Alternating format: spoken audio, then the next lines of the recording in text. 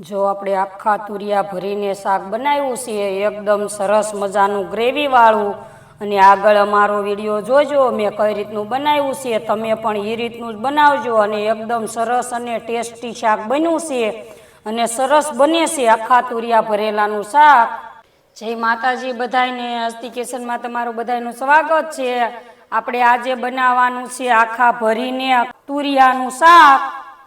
જો આપણે એકદમ સરસ મજાના વાડીના તુરિયા લઈ લીધા છે અને ધોઈને એકદમ સરસ મજાના સાફ કરી લીધા છે અને એકદમ સરસ કૂણા લીધા છે આપણે ભરીને બનાવવાનું છે એટલે આપણે એને સરસ મજાના કૂણા લીધા છે અને આપણે જો આ બધું એનું તૈયાર કરવાનું છે। આને ખમણવાના ટમેટા અને આ છે ડુંગળી ખમણવાની છે, આ છે આદુ, આ લસણ અને આ મરચા એને પણ ટોસી નાખવાના છે અને આ લીધી છે આપણે ઝીણી સેવ એને પણ સેજ ટોસી નાખવાની છે બહુ નહીં।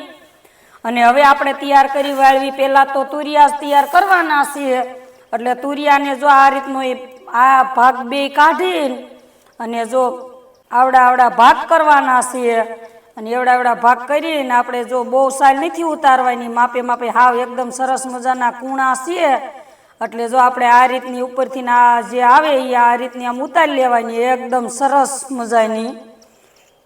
અને બધા તુરિયા આ રીતના આપણે તૈયાર કરવાના છે। જો આ રીતની સાલ ઉતારીને પછી એને આપણે જો આમ કાપા પાડી વાળવાના જો આ રીતના અને એકદમ સરસ મજાનો જો આવો કાપો પાડી વાળવાના પછી આપણે એમાં તુરિયા ભરવાના છે।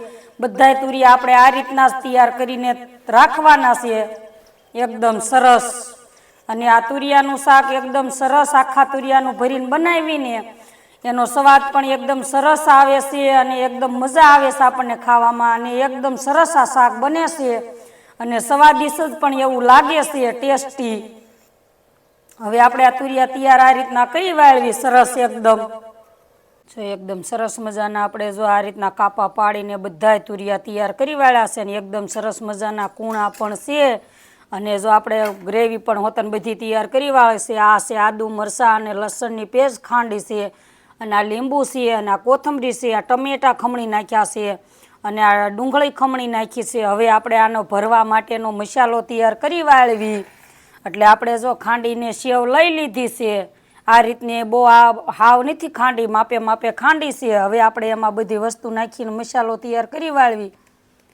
આ સ્વાદ પ્રમાણે મીઠું, આ મરચું, લસણવાળું મરચું છે અત્યારે તાજું ખાંડ્યું છે અને એકદમ સરસ એનો સ્વાદ પણ આવે છે અને આ છે ખાંડ।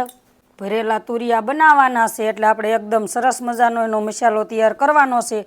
આ છે ગરમ મસાલો, આ છે ધાણા જીરું, આપણે આ રીતનો મસાલો બનાવીને એટલે એકદમ સરસ। અને આ છે તેલ, કોથમરી, જો આપણે આ રીતનો મસાલો બનાવીને એટલે એકદમ સરસ મજાનો આનો મસાલો બને અને ભરેલા તુરિયાનું શાક એકદમ સરસ ટેસ્ટ આવે છે। આપણે જો એ રીતનો મસાલો ભરીને સરસ જો મિક્સ કરી વાળ્યો છે આ રીતનો મિક્સ કરી વાળવાનો, મિક્સ કરીને પછી આપણે જો ભરી વાળવાનો આ રીતનો હાથથી જ ભરવાનો છે, સમસીને એવું નહીં લેવાનું। અને આ રીતનો જો ભરીને એકદમ સરસ બધા તુરિયા આપણે ભરીને આ રીતના તૈયાર કરી વાળવાના છે અને આનું શાક એકદમ સરસ આનો ટેસ્ટ આવે છે અને એકદમ સરસ શાક બને છે। આપણે બધા તુરિયા જો આ રીતના ભરીને તૈયાર કરી વાળવી। જો આપણે એકદમ સરસ મજાના ભરીને તૈયાર કરી લીધા છે અને એકદમ સરસ મજાના ભરી વાળ્યા છે।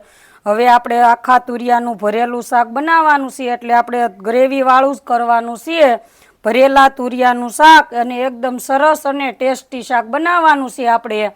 એટલે આપણે જો તેલ પણ મૂકી દીધું છે, તેલને આપણે આવવા દેવાનું છે। તેલ આપણું જો આવી ગયું છે આપણે નાખવાની પહેલાં રાઈ જીરાથી જ વઘાર કરવાનો છે અને એકદમ સરસ વઘાર કરવાનો છે। આ શાક એકદમ સરસ ટેસ્ટી બને છે। આપણે નાખી દેવી હિંગ, આ છે હળદર, પહેલાં તો આપણે આદુ મરચાંની પેસ્ટ નાખવાની છે। આદુ મરચાંની પેસ્ટ એકદમ સરસ મજાની સળી ગઈ છે। હવે આપણે નાખવાનું છે એમાં ડુંગળીની પેસ્ટ, ડુંગળી આ રીતની ખમણેલી હોય આ રીતની મિક્સ કરી વાળવાની તેલમાં અને આ શાક એકદમ ટેસ્ટી બને છે ભરેલા તુરિયાનું શાક અને એકદમ સરસ જો આ રીતનો વઘાર કરવાનો એટલે એકદમ સરસ શાક બને આપણે ટેસ્ટી બને અને સ્વાદિષ્ટ બને છે। હવે ડુંગળીને આપણે સડવા દેવાની છે એકદમ સરસ. આપણે જો સોટે નહીં એટલે આ રીતની હલાવ્યા રાખવાની. હવે આપણે નાખી દેવી એમાં ટમેટાની પેસ્ટ. હવે આપણે ટમેટાની પેસ્ટને પણ એકદમ સરસ મિક્સ કરી વાળવાની છે. મિક્સ કરીને આપણે એને સડવા દેવાની છે એકદમ સરસ મજાની. ધીમા ગેસે આપણે સડવા દેવાની, સોટે નહીં એટલે આપણે આમના હલાવ્યા રાખવાની છે. ને એકદમ સરસ બને છે આપણે ભરેલા તુરિયાનું શાક. આ રીતનો આપણે વઘાર કરવાનો.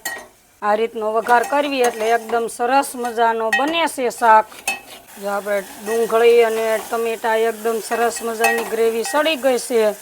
હવે આપણે એમાં જો મસાલો જે ભરીને આપણે વધ્યો છે એ આપણે આમાં મિક્સ કરી દેવાનો છે. એટલે એકદમ સરસ મજાની ગ્રેવી બને અને એકદમ સરસ મજાનું આપણું શાક પણ ટેસ્ટી બને. આપણે કાશ્મીરી મરચું નાખવાનું છે અને એને પણ આ રીતનું મિક્સ કરી વાળવાનું છે. સ્વાદ પ્રમાણે મીઠું.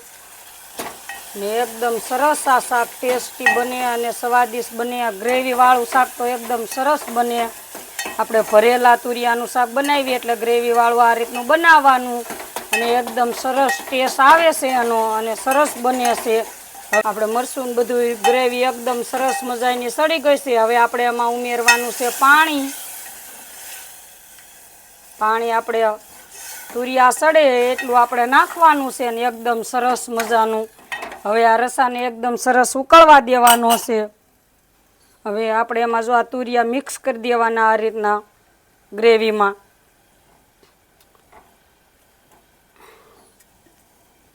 અને હવે એને આપણે એકદમ સરસ મજાનું જો આ રીતના હલાવી નાખવાનું.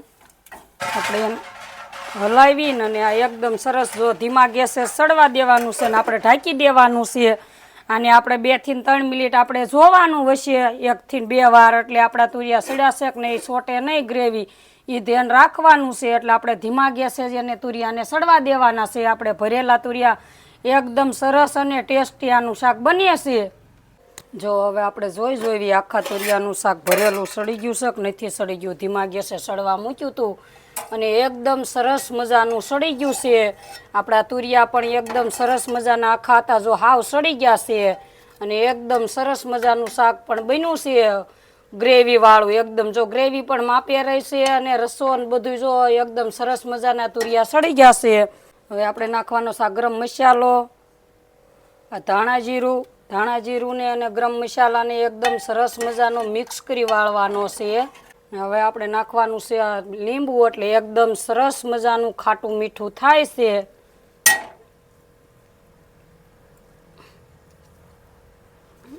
લીંબુને પણ નાખીને આપણે એકદમ સરસ મિક્સ કરી વાળવાનું છે. હવે આપણે એમાં નાખવાની છે કોથમરી. અને આપણું આખા તુરિયાનું ભરેલું શાક એકદમ સરસ અને ટેસ્ટી બન્યું છે. લાઈક કરી દીજો, શેર કરી દીજો અને સબસ્ક્રાઈબ કરી દીજો. તુરિયા આખા ભરેલાનું શાક એકદમ સરસ બન્યું છે.